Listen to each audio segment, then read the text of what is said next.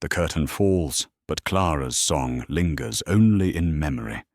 The Fonte's applause rings hollow now, her heart too heavy with the truths she's heard. The club's glamour has cracked, and through it she sees the predator's den it has always been. Tonight, she tells herself, she must leave. But escape is never simple inside the Fonte. Episode 8. The Gilded Cage. The spotlight caught every shimmer on her gown, but it also revealed what her eyes saw. Predators. Every smile in the crowd looked sharp now. Every cheer carried menace. Maris leaned in a far booth, her scar catching the light. Jesse prowled the edges of the crowd, his gaze steady, unblinking. And above it all, Finley watched from the balcony. The crowd thought they were bathing in glamour, in smoke and champagne. Clara knew better. The Fonte was no longer a sanctuary of music. It was a gilded cage, and she was its most treasured songbird. When the final note left her lips and the applause roared, Clara bowed and fled backstage, the velvet curtain falling behind her like the closing of a cell door. In her dressing room, another bouquet of lilacs waited. The scent struck her like a hand over her mouth. Too thick, too sweet.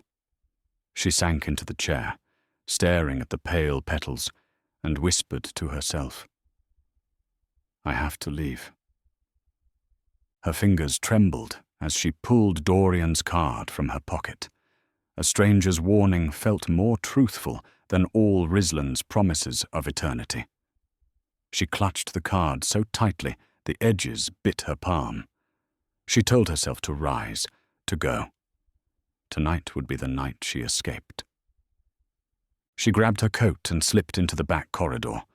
The hallway stretched long and narrow, lit by bare bulbs that flickered, as if warning her back. It smelled different from the rest of the club, with less perfume and more mildew. The music thinned to a muffle throb as she drew her coat tighter and pressed forward. If she could just reach the alley, she might make it out. She might breathe again. But Jesse stepped from the shadows before she reached the door. His hand clamped around her arm with effortless strength. "Where you headed, sweetheart?" His smile was crueler up close. With his other hand, he plucked the card from her grasp. "Dorian Austin," he read aloud. So that's the man sniffing around. Her voice broke. "Please."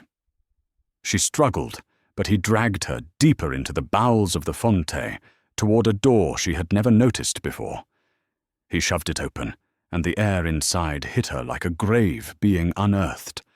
It was cold, damp, and carrying the iron scent of blood. The walls were bare brick, stained in places that told their own history. A single bulb swung from the ceiling, its yellow light exposing too much and not enough. This was the Fonte's hidden chamber, not built for music, not for dancing, but for feeding, the place where predators could strip away their glamour and be what they truly were. Inside, Finley waited, his composure as pristine as ever. Maris leaned against the wall, her scar catching the dim light. Rislan stood apart, his stillness more frightening than motion, white eyes simmering in the dark. Jesse shoved her inside and shut the door. "What is she doing here?" Maris asked. Jesse shoved Clara forward and dropped the card into Finley's hand. "She was trying to leave," he said. "Enough games," Maris said flatly. "She has seen too much. If she doesn't choose, she won't leave alive." "You know what?" Finley added in a cool voice. "We can't let a mortal walk around with our secrets. Clara, either you accept what Rislan offers, or you don't leave this room." She felt her throat tightened. "So I'm just—" "What?" "A possession," Rislan's voice cut through. "Clara is mine. No one touches her." The words were not tender. They were possession, carved in iron. Maris's lip curled faintly. You can't protect every singer that catches your eye forever, Raistlin. You know how this ends. Not this time, he said. Clara's voice broke as she found herself asking, "Or am I just a food to you?" Rislan stepped closer. His words were soft as silk and cruel as chains. "With me, you will never be prey. Without me, yes, you would be nothing more than food." Jessie's voice, almost cheerful, broke the air. "This researcher, Dorian Austin, he'll be easy to find, easier to break." "And also fun to break," Finley added. Clara covered her mouth in horror. They knew his name. It wouldn't be long if they found his address. She realized the cruelest truth of all.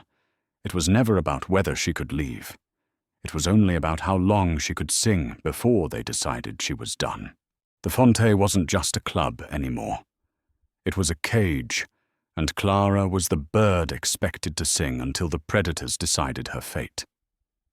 Next time on the Lilac Covenant, Clara faces her final night as mortal. The promise of eternity awaits. But so does the price of hunger